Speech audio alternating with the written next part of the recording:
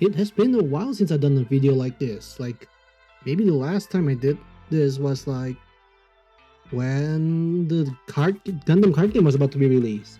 Anyways, with Booster Pack 2, and Starter Pack 5, revealing new colors and mechanics, and lots of news actually that has been revealed, I thought, why not make a video where I share my thought on how things will change from Set 2 onwards, and perhaps some, stuff about the reveal, just like some thoughts and everything.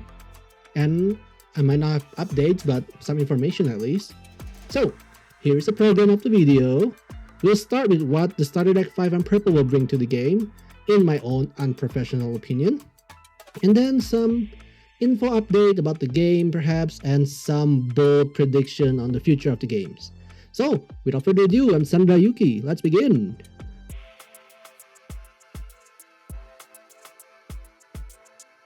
Purple has brought lots of new stuff, okay? One of them is the new keyword skill Suppression. Suppression, we all know, with everything that we know, is double attack, which means when a unit deals damage with it, like when a unit has it deals damage to a shield area, 2 shields are destroyed at the same time. It's low-key a huge game changer. If your opponent has 2 shields left, for example here, no blockers, you have a unit with suppression and another unit that can attack, As long as the burst for one of them isn't a base, that is most likely game over. Because 2 shields gone, nothing left, direct attack, you win. And if you happen to be trailing, and you return the pressure, you deal damage to the shield simultaneously, and if one of them is a base burst, they lose 3 shield cards technically. In my humble non-professional opinion, I think suppression will be kinda the new meta. It's gonna be there, in the meta talk. Especially once Gundam X is in the game in Booster 2. Because suppression is there, it's base suppression. And then once it's linked, the whole unit, the whole Vulture unit line gains a buff of 2 AP, I believe. Which I think clears a lot of shield, especially if they have a whole board. Just pop Gundam X, voila, clear. Some other purple cards that'll affect the game in my opinion, and this is just based on personal opinion and preferences, it's gonna be Fatal Strike, Awaken Power, and the base Freedom. And okay, anyways, here is why. First, Fatal Strike. Literally, that card destroys a unit that's level 3 or lower. Instantly gone. Yes, the burst is not as impressive, it just deals 1 damage. But getting rid of an entire unit, boom, instantly. Elfrith, 4 HP, gone. Anything level 3, gone. Just pay 2 and turn 4, gone. So that is, it's a close combat variant, because you have close combat, Battle of Aces, and now you have Fatal Strike. Those 3 are your variants for unit clearers. Next, Awaken Power on the other hand, is basically, how to put this, Monster Reborn. I know it's late game, but by paying, just think about it. By turn 6, you pay 2. Okay, you can play a level 5 or lower unit from your trash by paying its cost. That is a bit game changing if you ask me. Yes, if you want to play level 5, you have to make sure it's at least 4 costs or below. But for example, for Xeon players, you can play Charge Gelgoog from your trash. And if you still have cards in hand, trash a unit, link Shard from your trash. That is okay, you pay a lot, yes, but you're playing cards from your trash. That is gonna do something to change things. And then others you can play Kshatriya, you can play Gyan, you can play Barbados First Form. It's a good, I think that's a good card, a lot of people will use it. Freedom on the other hand, might not be used in a lot of decks, because it's mainly for Vulture that needs 7 cards or more in trash. But it also helps with the cost of other decks. For example, Banshee that needs 12 cards in your trash. And for others, maybe Big Zam. If you want to play Big Zam, you need 10 Xeon or Neo Xeon unit in your trash. Academy decks, where you rely on Michaelis and Ariel, because you only need like what, 4 command cards in your trash. So yes, Freedan might not be the most efficient, but it helps with getting cards to your trash.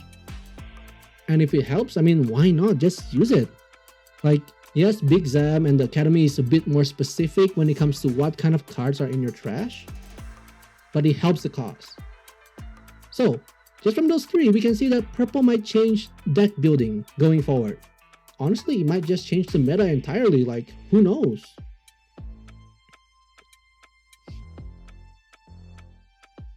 Now to the updates of the game. Let's start with the fact that Clan Unity, Starter Deck 6 and Dual Impact Booster 2 are releasing on the same date. Most likely, that will be affecting release events. Who knows? And as you can see with the current schedule for releases, we have Starter Deck 7 in January, where 00 joins the game. Starter 8 also will be joining the fray with Gundam Hathaway. 2 weeks after that is Booster 3, which is pretty interesting. We're having 3 boosters in the next couple months. And then the Ultimate Starter Deck 9 on March, which is Seed Destiny. And then Booster Pack 4 on April. So we still have no names yet for Booster 3 and 4 because right now they're still revealing Booster 2 and that's still kind of far away.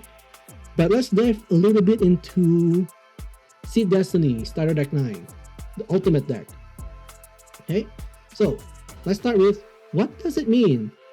So according to the product info we got on the official website and everything else, like snippet from social media, it's a 50 card deck plus about 20 extra cards for customization and also original dice.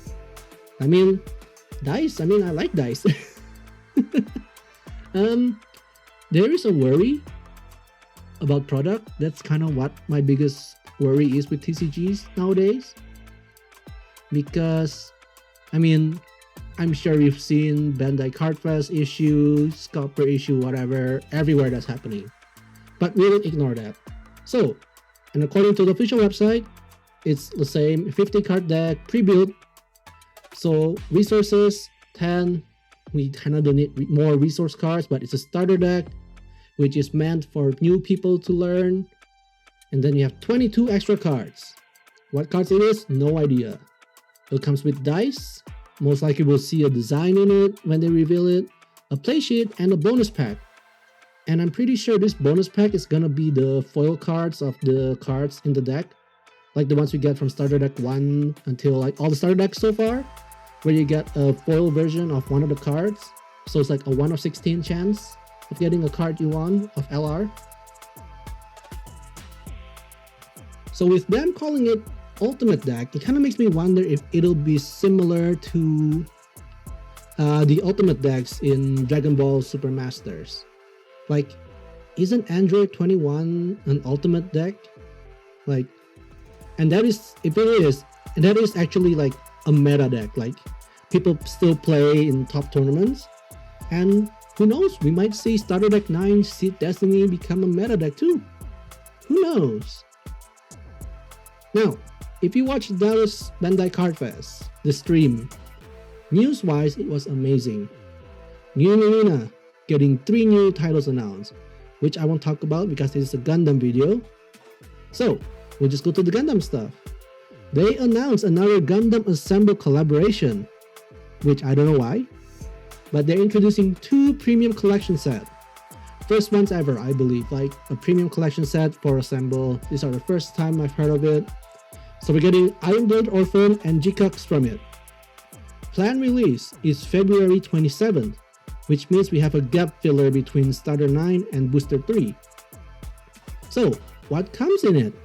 It comes with 3 Assemble models. And it's a tad blurry if you see the picture here. But I believe Iron Blood Orphans, you get Barbados, you get the CGS worker, and I believe that's Grace. I think so, like, I don't know the series. And for G-Cux, I can see there's Red Gundam, there's G-Cux, and I don't know what that third mobile suit is, but I won't be getting one of each. I'll just be getting G-Cux. Why? We'll see eventually. It comes with 14 cards, okay? Perhaps in packs, and it comes in a bonus pack. Now we know what some of the cards in the bonus pack will look like since they revealed it, and the art for G-Kyoks actually solidify the reason why I'm getting that only. Don't get me wrong, the Iron-Blooded Orphans art looks amazing as well, but I am more pulled towards the G-Kyoks model and everything. Like, just the art. I will only get one because getting two doesn't sound right. I don't need two of each assemble model. Like, I don't have space. That's what I'm just basically saying. My space is a mess already as it is. Next, small tournament news. Starting in November. Yes, it sounds like it's far away, but we'll be getting some new packs in store tournaments. Behold, the collaboration pack between Gundam card game and Gundam G Eternal, the mobile game. I think some of you know it. Each pack here will contain one of 5 special EX bases. You can see here RX-78, you have Unicorn, you have Freedom, Gundam X, and G-Kyoks as well. Each pack also will contain a code from the game, for the game. Not gonna lie, these EX base designs, I like it. And I'm excited, and hopefully I'm able to get some. Because, I don't know, it's just nice to get like an EX base that's like different, you know? Like the original RX-78 EX base from beta and whatever, learning, that one looks nice. Earth Federation, looks good. But getting a custom ES base, a custom resource, those are nice. That's what makes card games fun, right? Wow. We love card games, don't we?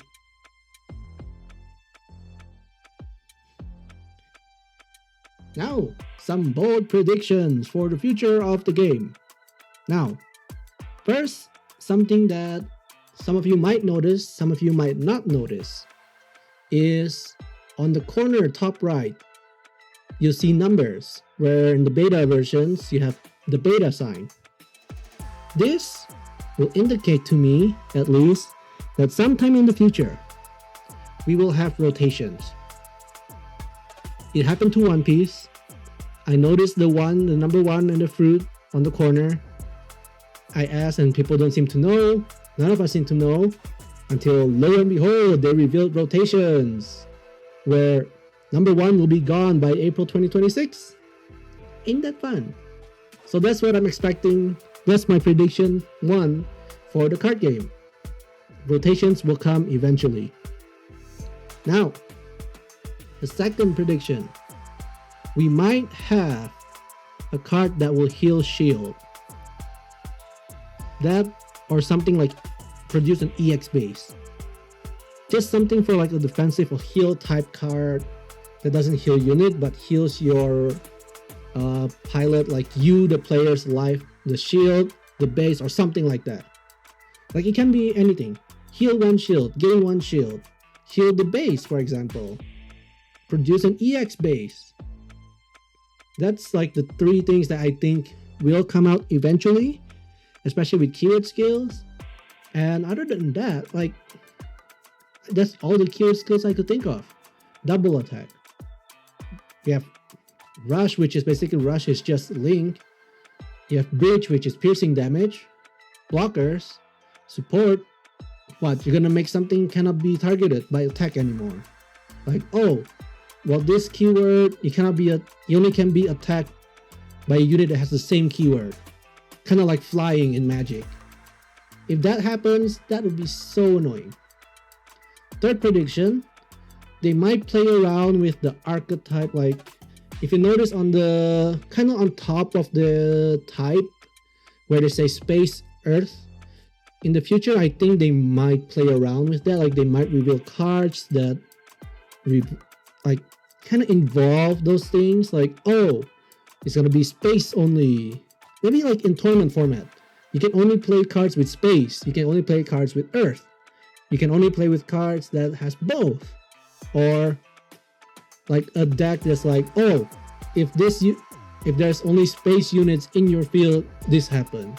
Oh, if there's only Earth, this happens. And again, it might just be me. Might be a tournament. That's the best I could think of. A tournament, space battle, earth battle. Anyways, that's all I could think of. I'm not gonna lie. Like, this is your predictions, and it's not like how accurate it will be. Who knows? But if you enjoy this, I hope this news helps you. Like how purple is gonna change the game, news about store tournaments, products. Like, I won't do this often because I'm terrible at making this. Like, heck, I don't have much information to give except from what I can find. So, yeah, if you do it like this, you might enjoy hearing me yap some more, especially during deck building. So, you can enjoy deck building here. We have one where I make a 99% Neo Zeon red card deck, and another one where it's, I'm not gonna lie, that deck was so dumb, but it clicked for some reason. So it's a white academy where basically the idea is to bounce cards to the hand. Can give one of those a look. Like the Xeon deck, the Neo Xeon deck won me 2 tournaments already. Hallelujah, thank you for that. The bounce back deck, that one is more of a deck building, not really tournament play or play. You can play for fun, honestly. If you want to try build any of my decks that I make in the Build a Deck series, go for it. Tell me how it turns out, and I like to hear about it. Like, might not be the best, might be the dumbest deck you ever made. You might call me dumb, I don't care. I just want to share with you, all the people here, the love of the card game, just my love for playing cards. And hopefully that conveys everything. So, yeah, keep on watching next of the videos, and I'll see you there. Sanada Yuki heading out. See you there.